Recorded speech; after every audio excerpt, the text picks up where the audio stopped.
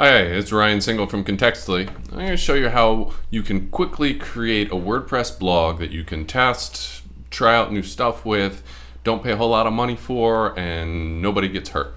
So we're going to start with DigitalOcean. I don't work for DigitalOcean. We don't even use them as our main hosting, but they do make this process pretty easy. So you do have to have an account. So, first of all, go and create an account and give them a credit card number because they do want to charge you a little bit. But we're going to create what they call a droplet, which is basically a small slice of a server. You don't need a whole lot just to test. So this 512 megabyte one is perfectly fine. An hourly charge is less than a penny. So this isn't going to break your bank. We're going to grab it in whatever location you want to. We'll do New York 3, that's perfectly fine. And the key here is then they're going to choose the Linux distribution for you, that's fine. Go over to Applications and then look for WordPress on Ubuntu. That's all you got to do. Oh, I forgot. You do actually have to give this thing a name. So we'll go back up here and say WordPress test.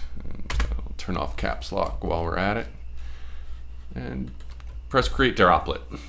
So this won't take very long. What's going to happen now is they're going to send us via email some credentials and then we'll log in. So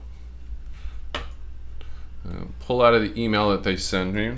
I'm doing this in another window.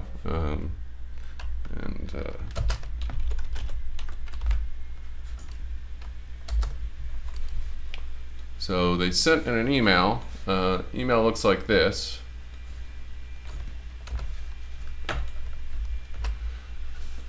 So the new droplet's been created. Here's where we access it, and here's my username and password. And this is where a little bit of the tricky stuff comes in, because really what we have to do now is actually go and get the real password. So we're going to grab this IP address here, and I'm going to copy it, and then we're going to go and launch terminal.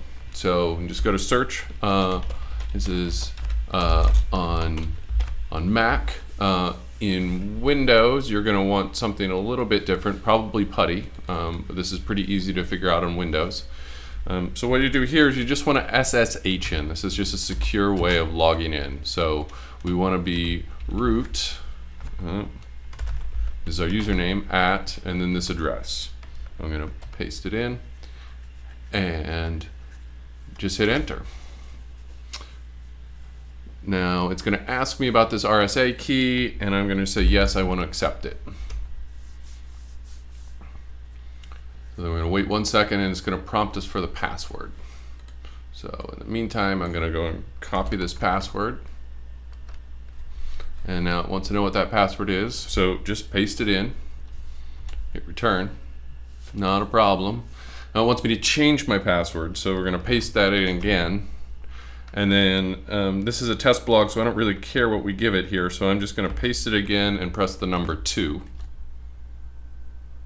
And then again, paste it in and press the number 2. So now what's important is they're going to tell us what we need to do. So basically, what we want to know here is our WP admin credentials. So I'm going to copy and paste this, grab this, put it back in this document so we have a little place so we don't lose it. So now we just take this number again, this IP address, and let's go back to our browser and we're going to open a new tab and then we're going to type /WP-admin. And it's going to give us a little password prompt, and we're going to go back here. The username is admin, and I'm going to copy this password and paste it in. And we're almost there. So let's give it a test, a title, test blog, Ryan. And I'm just going to go with that same password from before, or it doesn't matter. It doesn't like my password, but again, this is a test blog. I'm not going to keep around for very long. And I'll give them my email address and install WordPress. So All you do is log in.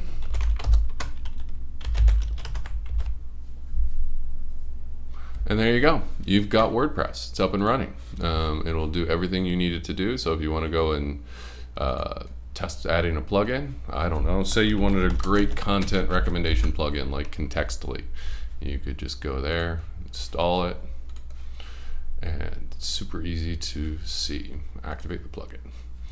So that's all you need to do.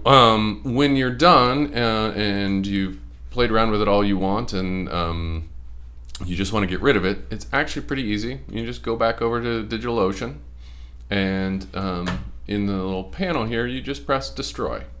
So since you all know my passwords to this, I'm going to destroy this one.